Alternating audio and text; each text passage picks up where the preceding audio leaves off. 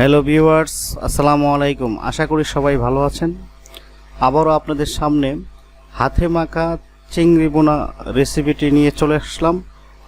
এখানে পেঁয়াজ কুচি, রসুন কুচি, কাঁচামরিচ কুচি এবং 250 গ্রাম দেশি চিংড়ি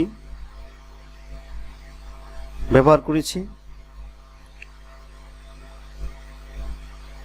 মরিচের গুঁড়া, হলুদের গুঁড়া,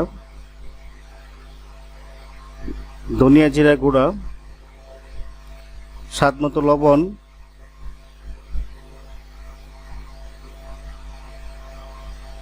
পরিমাণ অনুযায়ী সয়াবিন তেল ব্যবহার করেছি।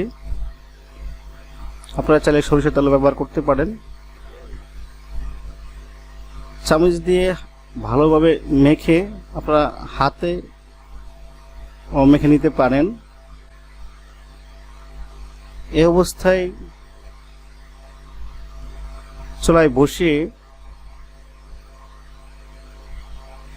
ঢাকনা দিয়ে চুলার হিট মিডিয়াম লোতে রেখে 10 মিনিট রান্না করব। 10 মিনিট পরে এই অবস্থায় আসবে। প্রায় রেসিপিটি কমপ্লিট হয়ে গেছে। সো বন্ধুরা, ফাইনালি রেসিপিটি পরিবেশনের জন্য প্রস্তুত। ভিডিওটি ভালো লাগলে অবশ্যই চ্যানেলটি সাবস্ক্রাইব করে দিবেন। আবারও দেখা হবে নতুন কোনো ভিডিওতে। আল্লাহ হাফেজ, আসসালামু আলাইকুম।